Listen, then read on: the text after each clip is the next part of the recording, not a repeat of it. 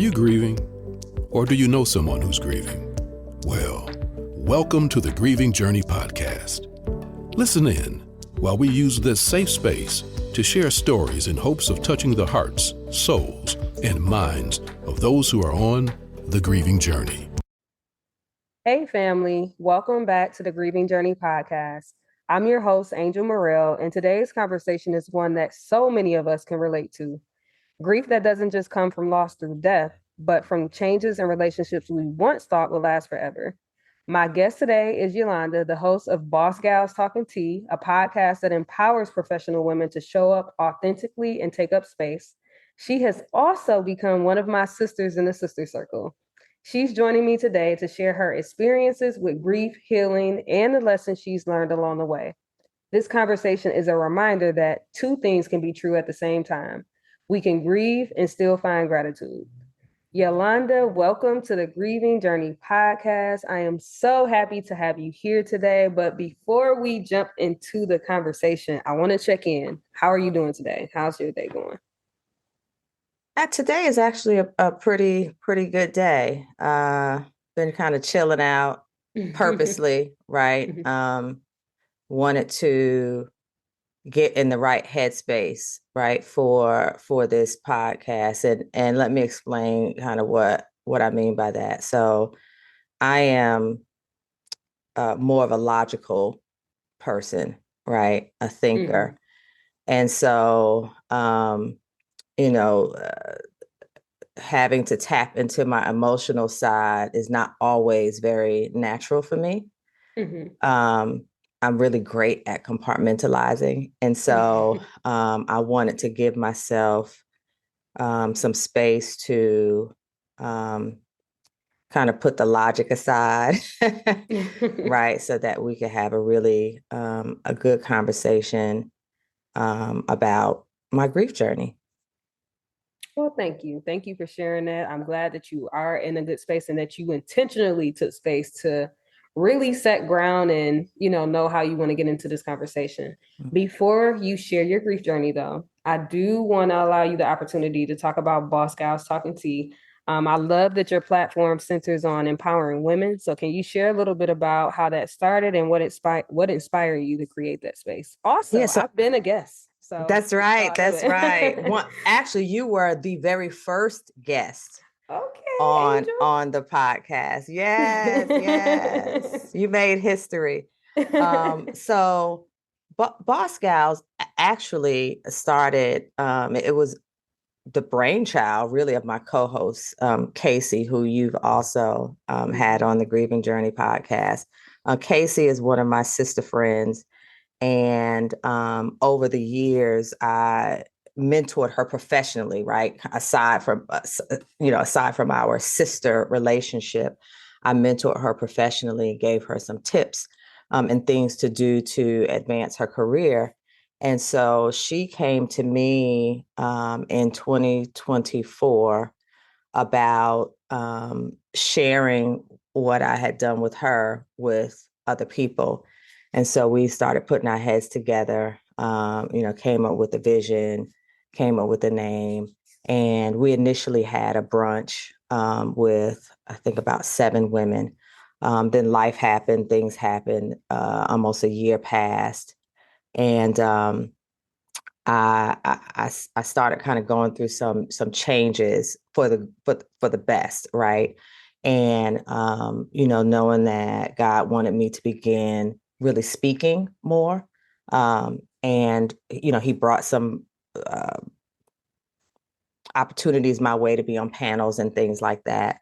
In January of this year, 2025, I went to the Black Enterprise Women of Power Summit, and it just lit a fire under me. And when I came back, God gave me the idea to move Boss Gals from having in-person brunches for now to a podcast so that we could reach more women more often. And so that's how Boss Gals was born.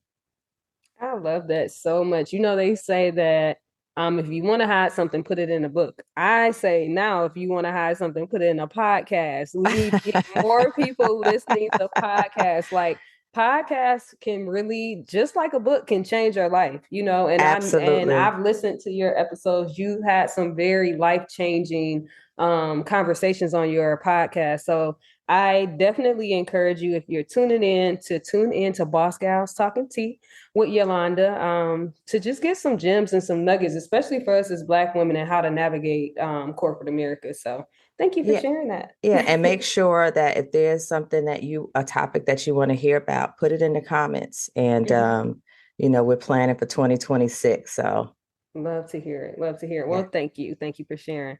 So let's get into your grieving journey. Yeah. So, first of all, I listened to several episodes of your first iteration or second season of the Grieving Journey. And, a lot of the episodes, if not most of them, were, surrounding grief, when you lose someone to death. But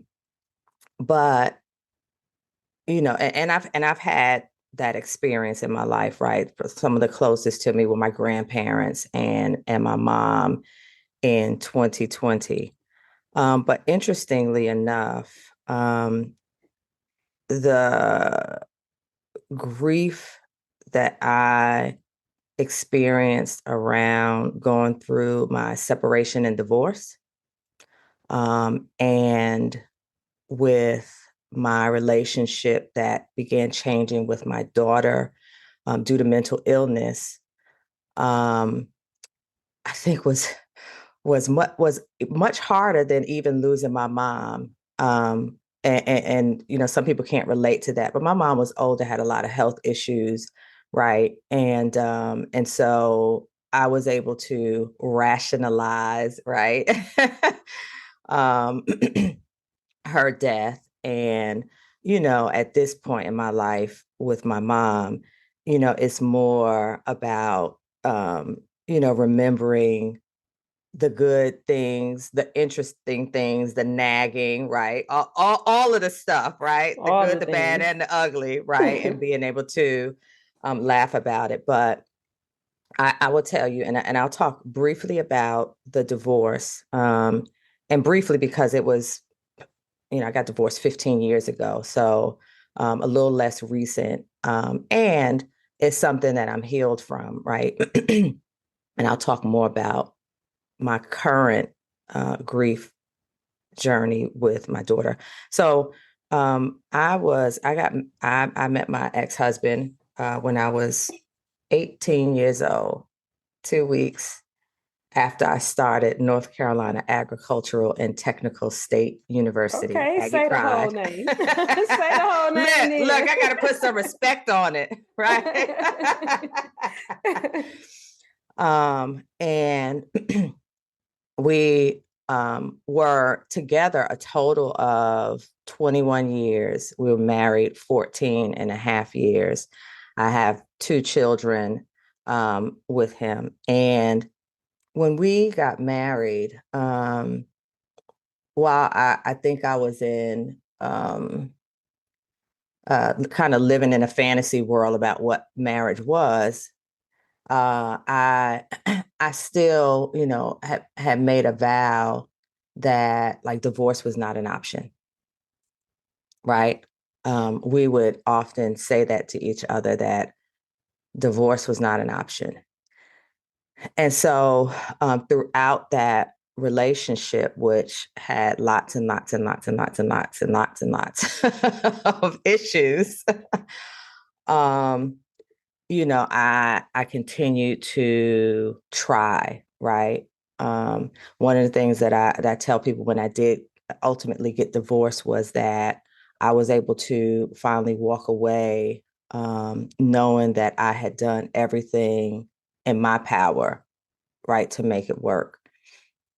And so, when I got to the point that I had to make the decision to separate, um, man, it didn't come lightly, right? And at that point, I knew somewhere in there that it was the beginning of the end, right? Um, I knew that it was the beginning of the end, but again, still hadn't really accepted it, right? Still trying to do all that I could to keep it together with someone who didn't really want to keep it together. And so there came a point where, I had to come to the realization that it's this is over.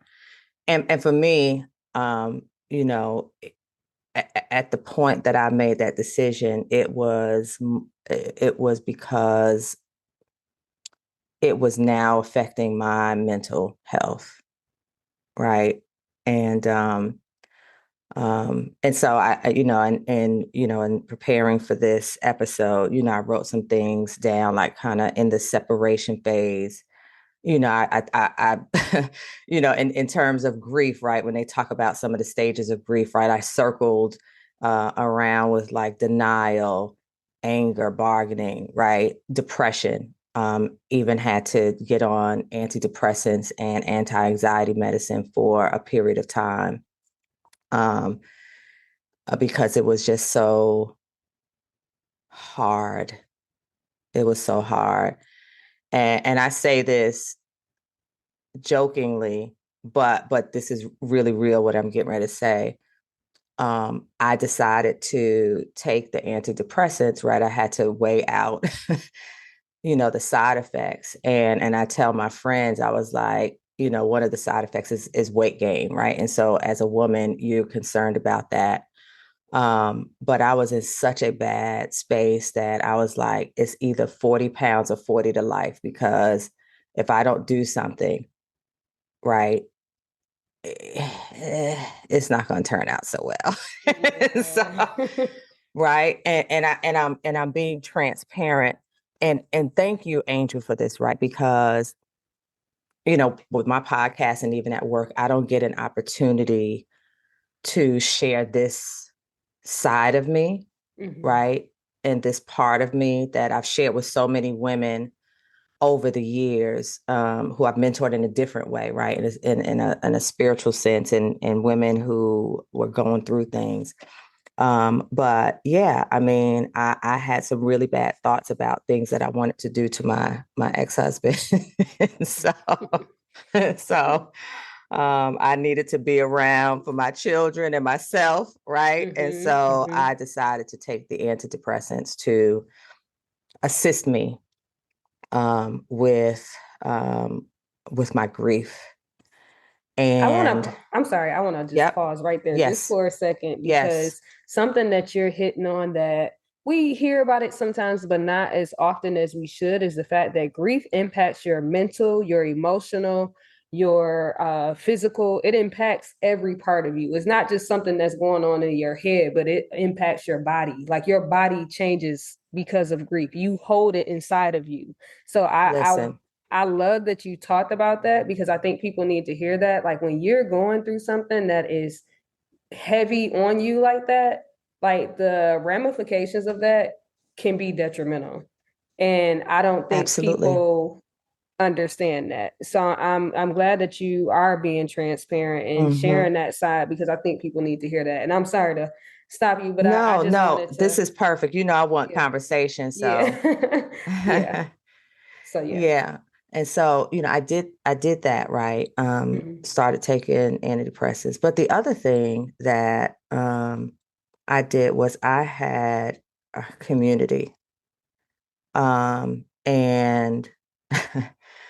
I had some wonderful, wonderful, wonderful women in my life who allowed me to call them every day, sometimes multiple times a day, and listen to me cry and say the same thing over and over and over and over again, right? It was so much on the inside that I had to get it out. Like every time I get that just overwhelming feeling of grief. And like I said, I'm not a super emotional person.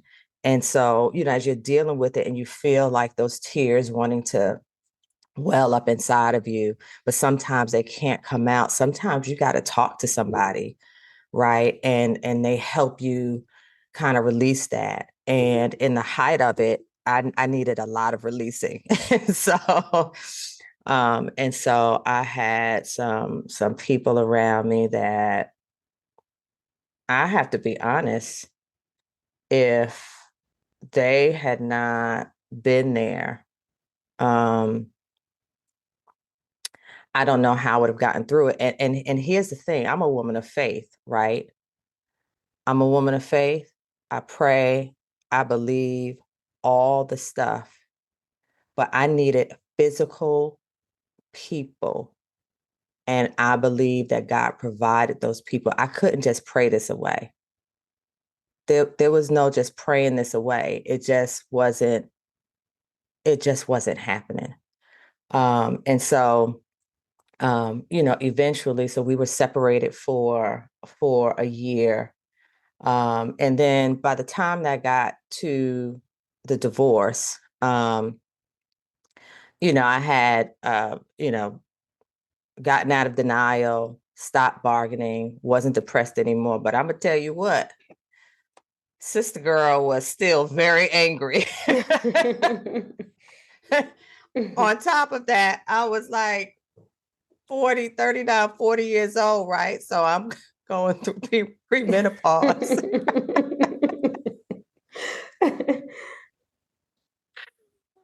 And some of the text messages that man got from me, people who know me would be shocked at the kind of language that I expressed in those text messages. And sometimes I would be driving down the street and I get a thought, oh my God, I would get so angry, so angry. Now, here's the thing, right? And here's why I wanted to talk about this, right?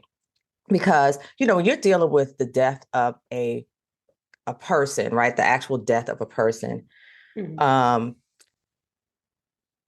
no means is it easy, but there's a finality to it, right? There's a finality. You know that you can't pick up the phone anymore. You want to, you can't pick up the phone. You talk about they were this, they were that.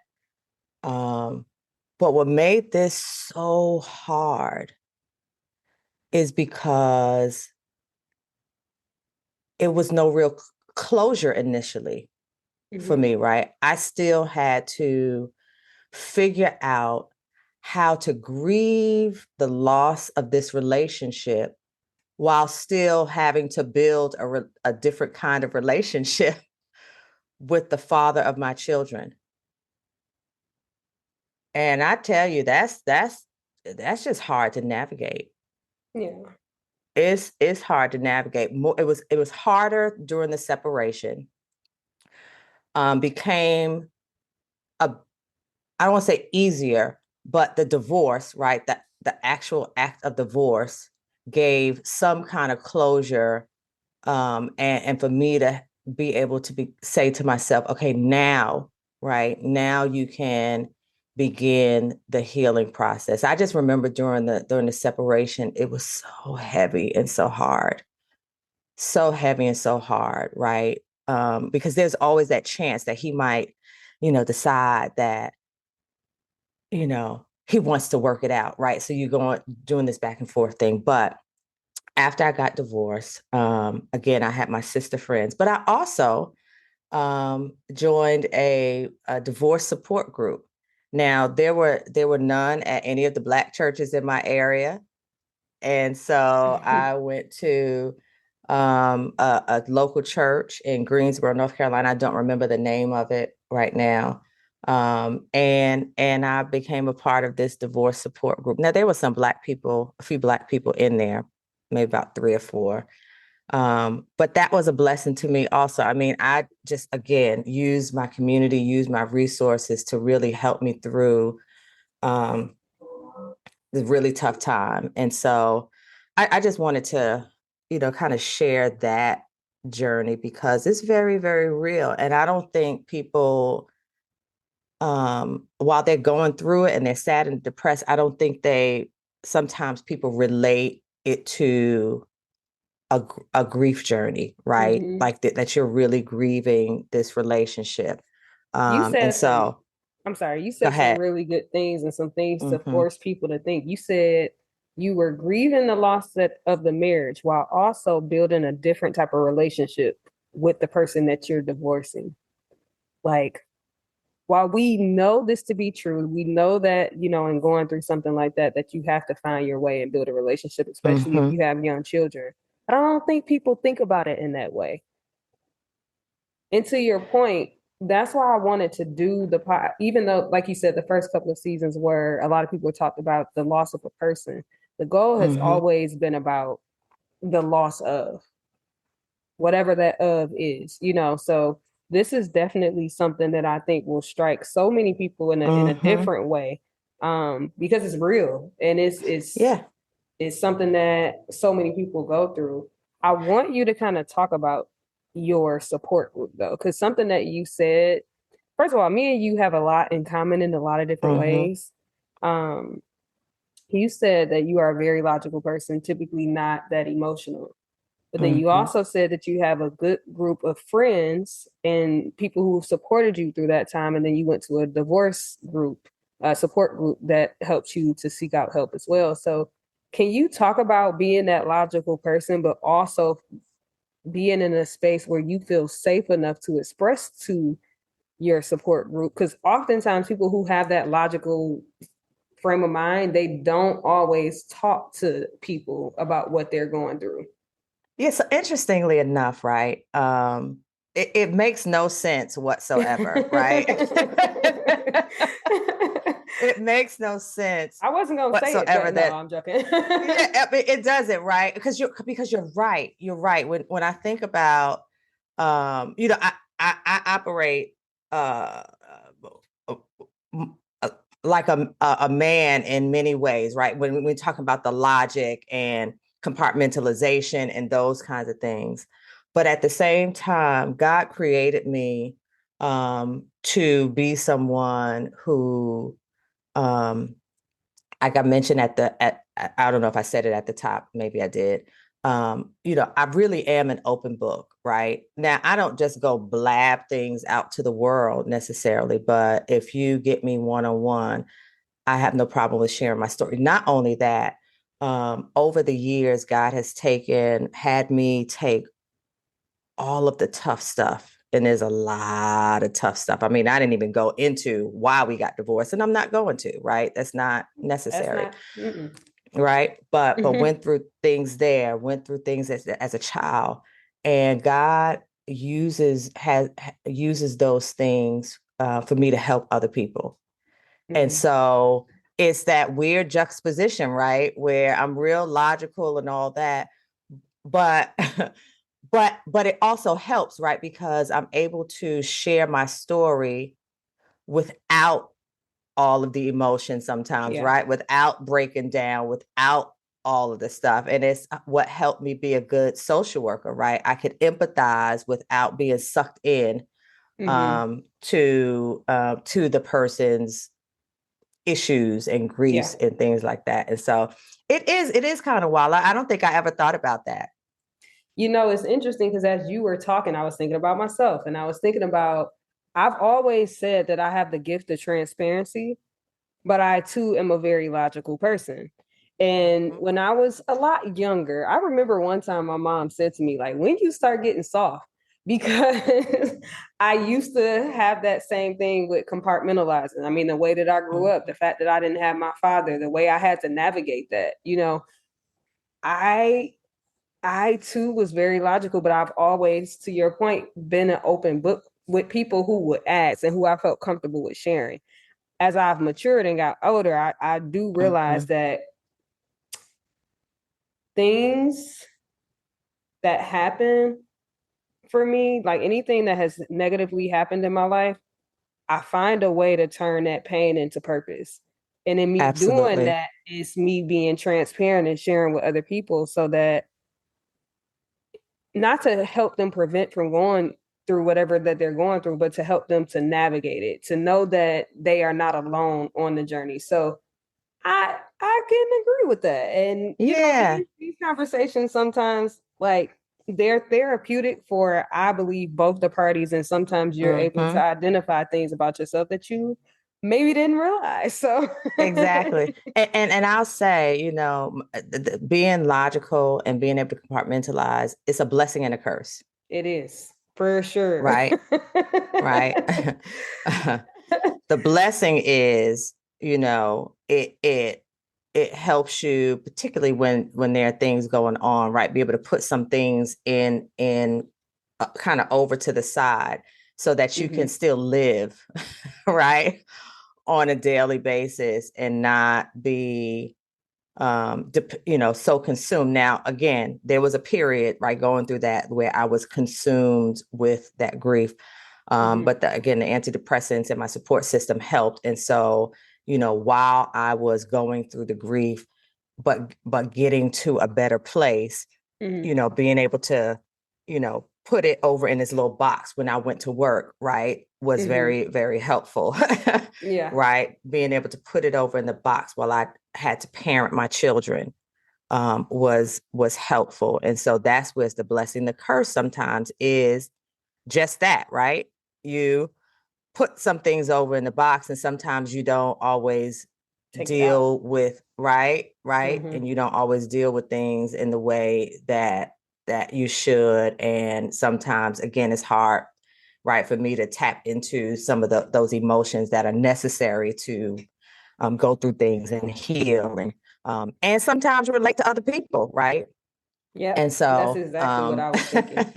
Yeah. right. But I'll take it though. I'll take it. My therapist, she was like, yeah, I mean, it has helped me survive some really, really hard things that some people did not survive. And so, there's that. So, if it's okay with you, I'd like to transition to talking about my current Yes, of course. grief journey, right? Because it is one that I'm still in.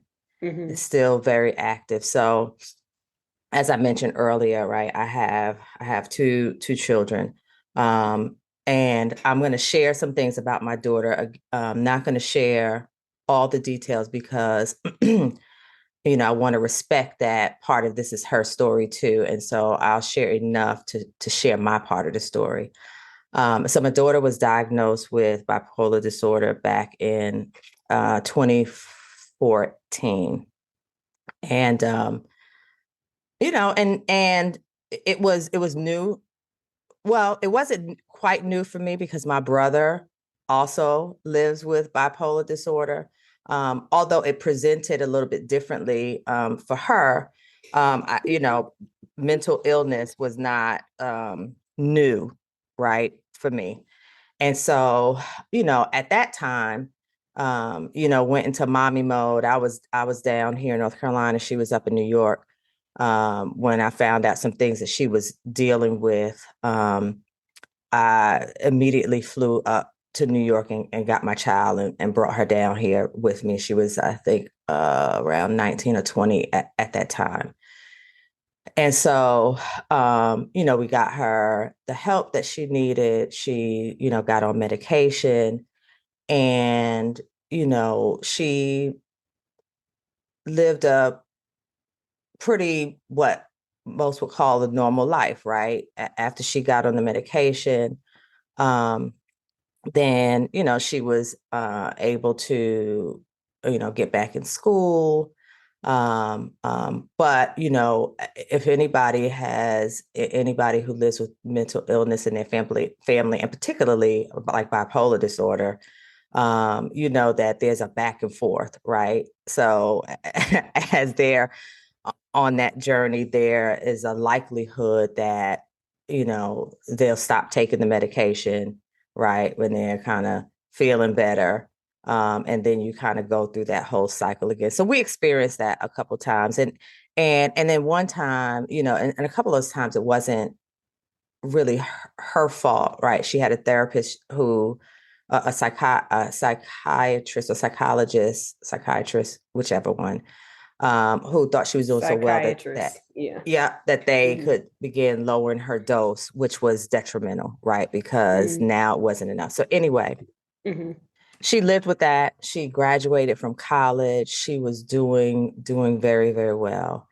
In 2023, I think it is, the beginning of 2023, early in 2023, I saw some changes in our relationship, and my daughter and I had a really good relationship, right? I wanted our relationship at that point, because she was an adult, to be more like a mentor, right?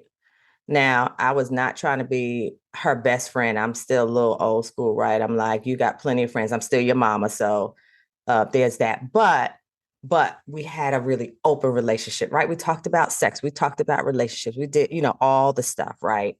I still wanted to be kind of a cool mom, a little bit. And so when things began changing in our relationship and she started lashing out at me, I was really taken aback, right? And I didn't know where it was coming from, what was happening. And over, a span of, 6-7 months, it got worse and worse, right? To the point where, and I'm a pretty calm and collected kind of person, right? People rarely see me sweat, right? And I'm not a yeller, was never that kind of person with my children. But it got so bad that we were on the phone one day, and that's where I was, yelling and cussing. And I was like, whoa, what is happening? And that bothered me so bad. And, I was just like, how do we get here? What's happening? And so I had this, again, overwhelming sense of sadness that was really hard to shake. And so thank God, I have really great benefits at my job. And I reached out to EAP, and I found me a therapist because I was trying to just make sense of this whole thing. And this went on for some time. Well, lo and behold, so that was like November of 2023.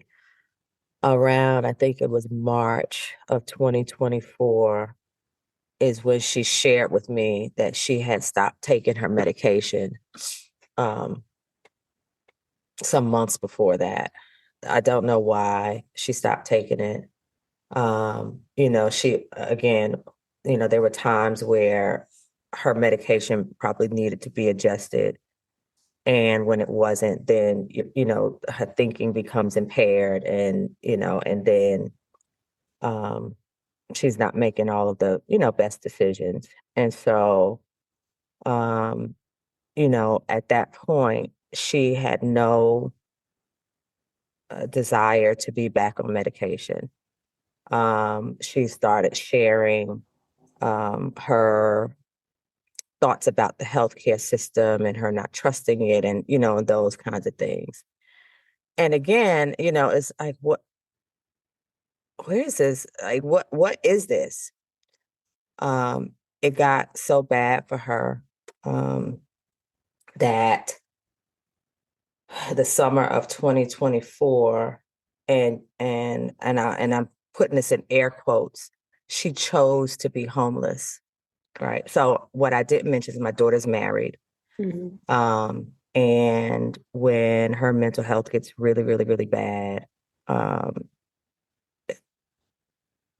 her husband is just not able to handle it. And so, and then she was dealing with some paranoia, right? And so here I am. I have a whole house, Angel, like a whole house, right? With extra bedrooms. And my child is homeless, sleeping in dance studios and kind of wherever she could lay her head. And at the same time, because she was in such bad shape, I also knew that she probably could not be in my home.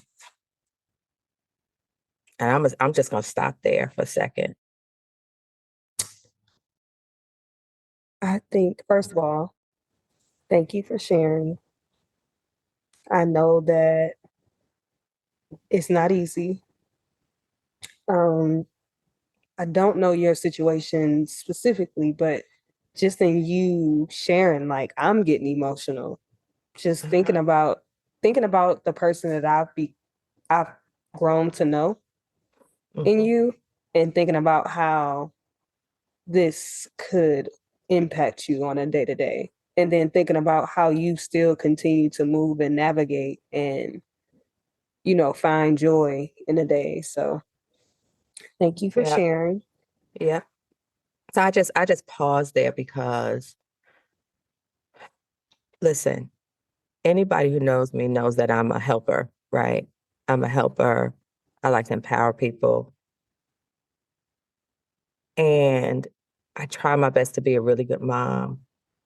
But I couldn't have my daughter in that state in my home. It wasn't even safe for me.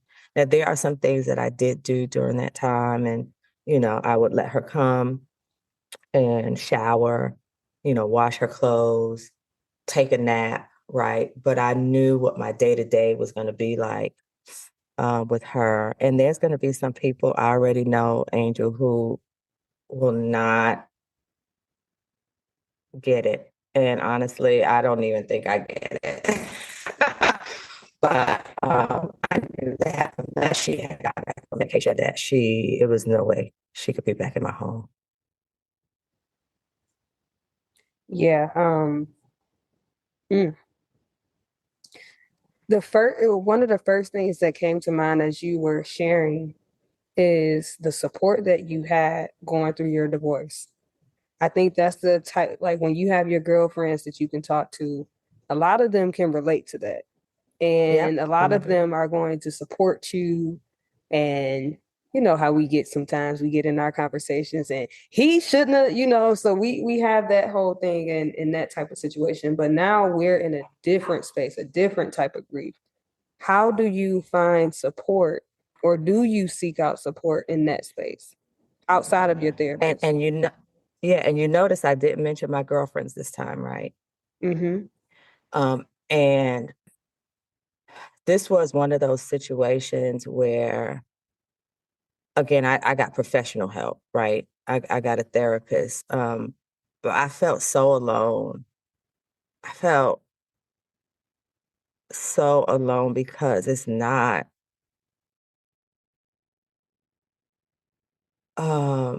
you feel like it's not a situation that many people can kind of relate to.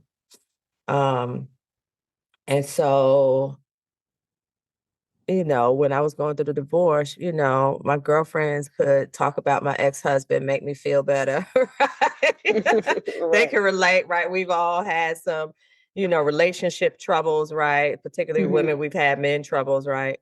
And so they could kind of relate to that. But I felt so alone, and I felt, I just didn't know what to do many times.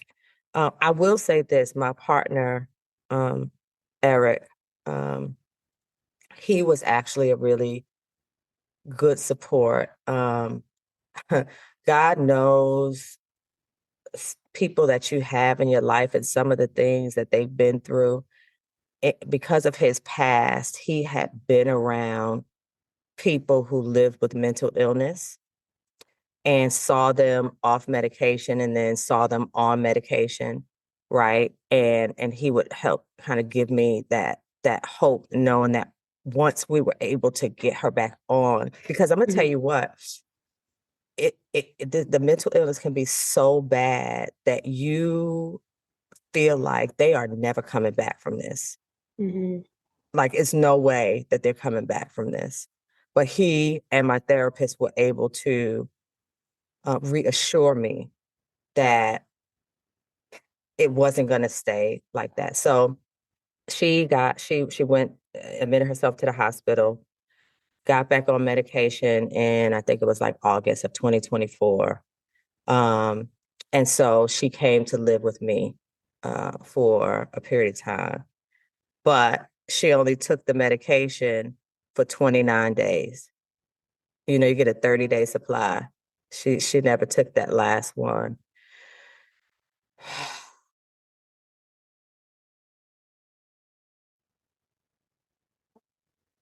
My home was no longer a place of peace.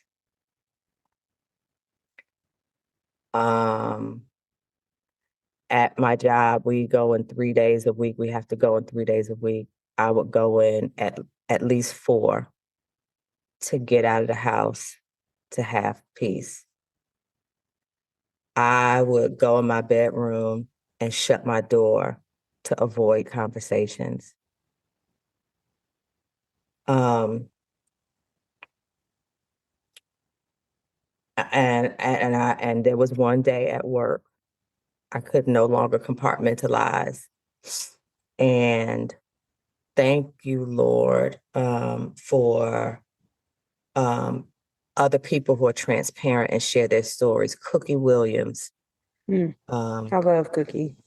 Yes, Cookie Williams shared. I remember seeing her on a panel, and she shared a story about her son who was homeless, right, due to drug addiction and mental illness. And I was at work, and that sadness, that grief was just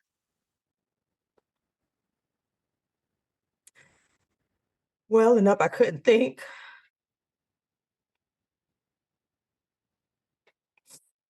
I could, and so I asked her. I was like, "Hey, Kitty, you have a minute? A few minutes?"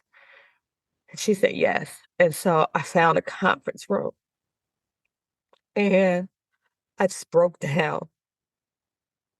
I broke down, and I finally had someone, a therapist, who was not my therapist, who was actually living it, right? Had lived this, and in a better place that I could talk to, that could relate to me. Um, and she was just able to um, just share some things that she had done, that she had to go through, right, mentally. Um, and um, and that helped, right? That helped. Now, little did I know at the time, and neither did my daughter know, that part of what was happening was that she had a new diagnosis that neither one of us knew about. And that she ultimately got diagnosed with in March of this year, which is schizoaffective, which is schizophrenia with a mood disorder, which her mood disorder is bipolar disorder. And that gave me some relief in some ways, right? Because now I understood what was happening. I understood that, these notions that she had about my parenting and all these kinds of things that were not true. I remember her saying to me one day that all I gave her when she was little was food and water and a place to stay. And that was her reality. That was her reality. It was nothing I could do to change it. And people who know me know that, I mean, I was a supportive beyond. She did everything she wanted to do. Me, my ex-husband, my mother, we all supported her. She lived in New York a year just to dance, right? Because that was her dream before she started school. Just all the stuff. I was there for all the things, right? And this is what she said to me, right? And I was just like, I think that was one of those times that I cussed again, right? Because I'm like, wait a minute, hold up. How dare you? Right. Again, not understanding where this is coming from. And so when she was diagnosed, it gave me a sense of relief. And she spent about a month in the hospital. And they finally got her on medication. But our relationship is forever changed. And I still live with that sadness. It's not as pervasive. But again, one of those situations where I'm grieving the loss of this relationship, and different than the divorce is because of no fault of mine or hers. It's not because she did something to me, right? It's not because I did something to her. It's something that just is. And, I'm no longer able to have that girlfriend, mentor, cool mom relationship with her. I have seen my daughter in person twice this year. And she lives 10 minutes from me. And so I'm having to redefine that relationship. The last time I saw her was in October. And it was a good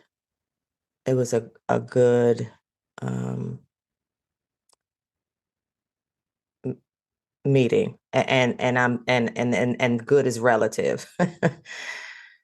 Good means that we spent an hour or so together drinking some bubble tea, and there was no attacks. There was lucidness.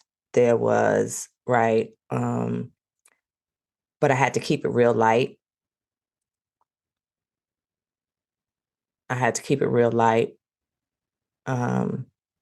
Right, as to not trigger anything. And I was really excited about that time, only to be sad again a few days later because she didn't remember hardly any of the conversation we had that day. Maybe due to the new medication, I'm not sure. But I'm not at acceptance. Learning to live with the sadness, because it is a sadness. It's a sadness that I don't know. Honestly, Angel, I don't know if it will ever go away. But it's not as heavy as it was, right? It's not as heavy as it was. I'm just having to learn to live with it and kind of figure out this new normal with my daughter. And and I'm glad you shared my what I shared with you earlier. I have so much to be grateful for, and I have so many great relationships and so many great things going on in my life. And so I have this duality, right, of grieving and being sad, while at the same time, my handle on Facebook is Yolanda Living My Dreams Thorne. And I am doing just that, right? Living my dreams, and living life to the fullest. And so that's my story, Angel. Again, Yolanda, thank you so much for sharing your journey. Couple of thoughts running through my head. First one is God is so intentional about who he places in your life.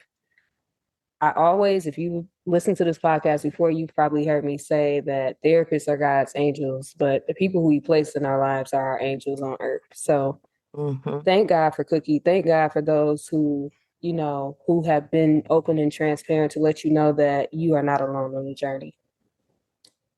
One of the things that I was also thinking about while you are currently in your grief, do you ever think about or do you ever separate your daughter from the mental illness?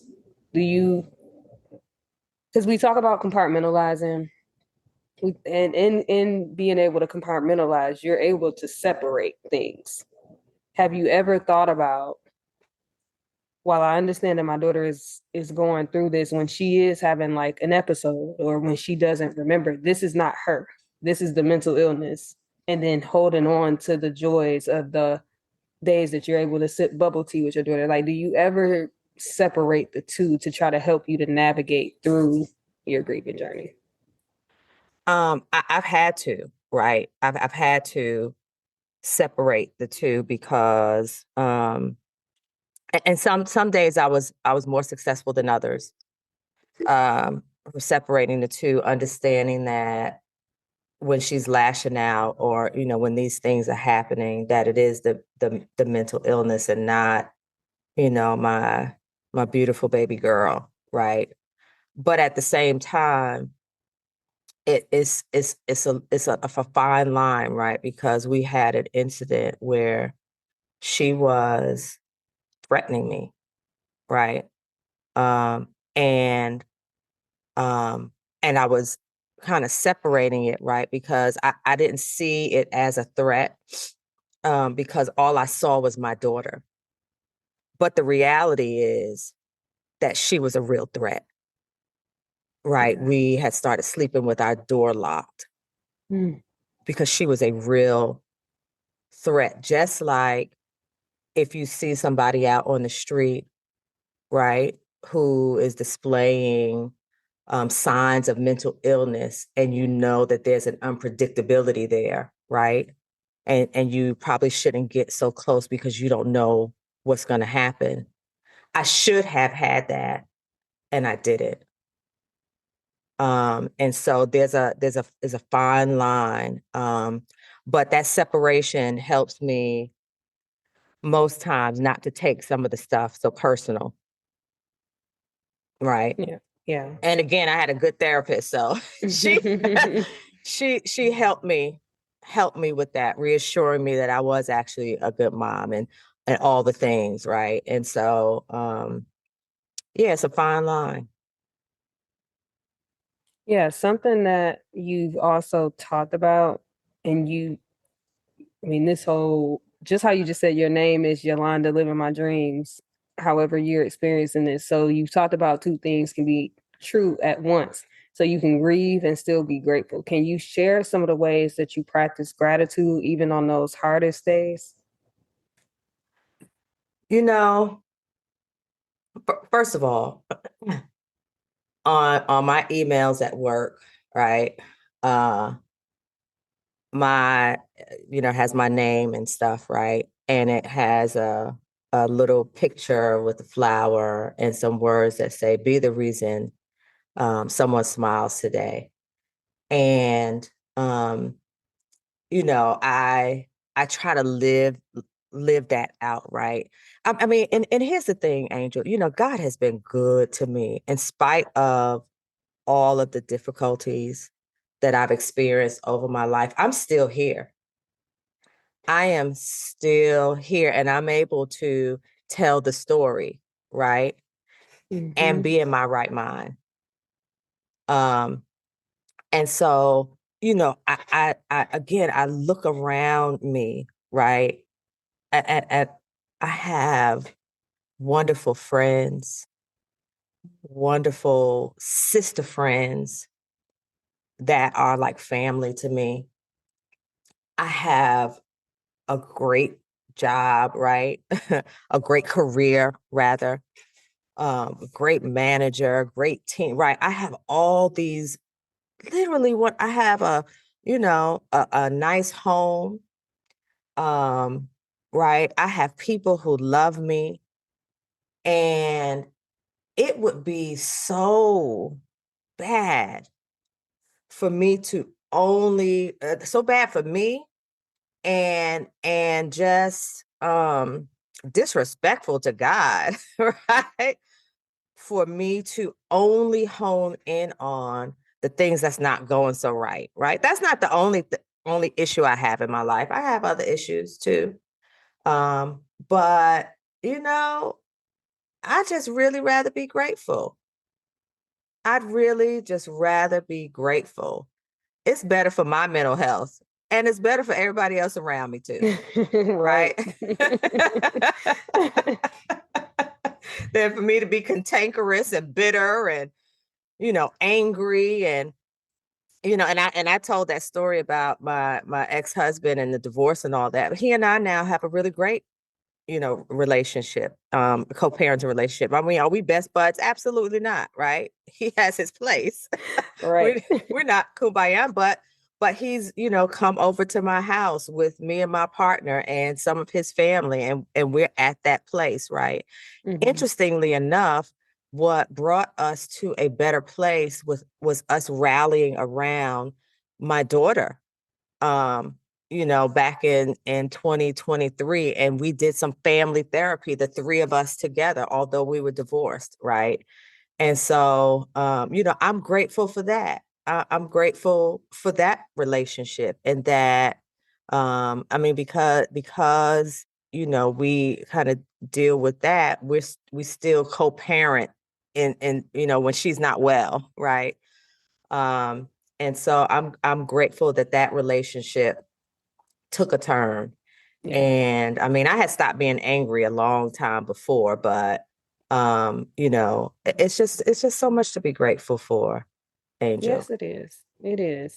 And like you sharing your journey makes you so much more of a beautiful spirited person, just a beautiful person in general, because nobody ever knows what people are going through outside of their day to day. One of the things that I remember when I first was like, I'm gonna pay attention to what Yolanda is saying is we were on a team together and navigating different personalities. And anybody that knows me knows that I do have somewhat of a strong personality and can sometimes be very vocal. And I believe the same thing about Yolanda. Yolanda has a strong personality and she can I be do. vocal. However, the way that she does it is just so graceful. And one thing about me is I admire people who have traits that I don't have. I think it is so important to be around people who can help you grow. I do not believe in having relationships, friendships, co-workerships, whatever you want to call them, That's right. with people who will keep me stagnant, who I don't Oh, see I'm any with you. benefits. Yeah. And when I saw how you communicated and how you navigated spaces that I viewed to be challenging, I was like, I love that. And I wanna learn how to be that. So I'm saying that to say, like, in me seeing how you were initially, the things that you share aren't things that I would think that you would be navigating at home. Like I wouldn't think that you were coming into the office 4 days to find peace. I thought you had that. So just knowing your journey, knowing your story just makes you so much more of a beautiful person to me. Thank you. Thank you. And thank you, excuse me, for again allowing me to share. I hope that my story, right, will be able to just help some folk, right? Mm-hmm. And it's freeing for me. And I'll say now, my manager knew what was happening. I had to. It was too much because I wasn't navigating it gracefully every day. And so I had to kind of put her on notice that at any point I might just have to be off because I just had this stuff going on. Again, another thing to be grateful for, because not everyone, my manager happened to have a family member who lived with mental illness. And so she was able to give me that grace. All right. Listen, let me share this. It was so bad at one time that I laugh about it now. So one of the things about me is most things in my life I deal with humor. All right, most things, even the worst things in my life. I if I'm mad, I try to find humor in it. Right, I try to laugh. If I'm happy, I laugh. If I'm sad, even I try to find some humor. It was so bad at one time, Angel, right? At work, we do like networking, right? We have coffees with people. Child, anybody who sat down with me, the first thing that they were going to hear about was my daughter, because it had taken over my life so much at that time. It was a young lady who I had never had a coffee with before. And she knew my whole little story, right? In that 30 minutes. I don't think we talked about work or anything like that. And when I walked away, I was like, oh my God. Oh my God. Oh my God. We haven't had coffee since, right?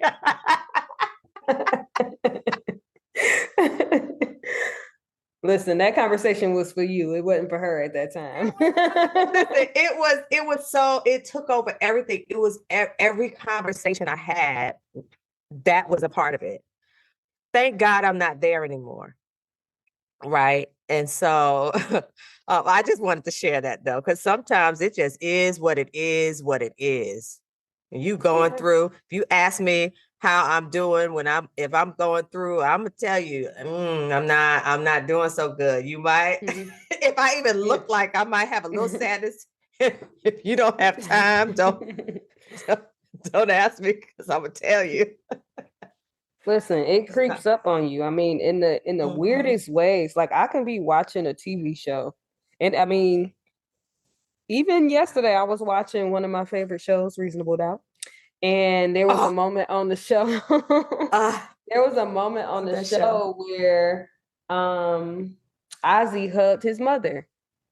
And it was the moment where she, realized that she maybe could have done some things differently as a parent. And that didn't have nothing to do with like me and my mom, but it was the fact that it was a mother and a son like embracing one another, and me thinking about the fact that I'll never have the opportunity to do that. It created a sadness. Now, what I will say is, for me, that happens very, very often, where like, people say things, people do things. I see things where it's a reminder for me. But I don't stay in those spaces. It might be like I might shed a tear. It might be something that I just think about and I allow it to pass. I've gotten to a place where I'm truly embracing it. But listen, I totally get it, right? Because, even when you talk about your mom and your relationship with your mom, that's a trigger for me, right? I mean, don't stop talking about it, because I love it. But I'm saying that for, generally speaking, when I see mother-daughter relationships, right? And now you and I are experiencing it from two different perspectives, right? Yeah. You see a mother-daughter relationship that's really great, and you're grieving because your mom is not here. I see this mother-daughter relationship that's really great, and I'm grieving because like it's right there, but I can't have it. Yeah. That's good. I mean, it's good from the perspective of there's so many people who are experiencing this, who don't know what to do with it. Like, they just don't know, and not giving themselves grace in the process. Like, not forgiving themselves in the process, because I can only imagine like what goes through your head mentally as a mother, and how sometimes we just people, humans, sometimes we just hold on to things that's just not our battle. Some things that we can't control. So I can only imagine what that feels like. And I know for a fact that somebody is going to hear this and somebody's life is going to be changed from it. So again, thank you so much for sharing. I wanted to ask you as we wrap up, is there any message or reminder that you hope listeners will take away today from your story? The biggest thing that I would say is, regardless of what you're grieving about, the actual loss of someone because of death, loss of relationship, loss of job, loss of, I've said this, I think I said this on my podcast, right? It could be somebody who lost a limb, who lost a career, whatever that loss is, find your person or persons, whether it's a therapist, whether it's your friends, whether it's your partner. Don't try to go through what you're going through by yourself. Just don't. Awesome advice. And it's something that if you've listened to the show, you hear on almost every episode. Yeah. So again, Yolanda, thank you so much for being so open and transparent. Your story is such a reminder that grief doesn't always look like loss. Sometimes it's learning to love differently, to accept change, and to find grace in the unknown. Family, if this episode spoke to you, share it with someone who might need the reminder that healing takes time and that even in grief, gratitude can still exist. You can connect with Yolanda on Instagram and Facebook at Boss Gals Talking Tea, and tune into our podcast for more empowering conversations. Until next time, remember, your grief is valid, your healing is sacred, and you're never walking in this journey alone. Peace.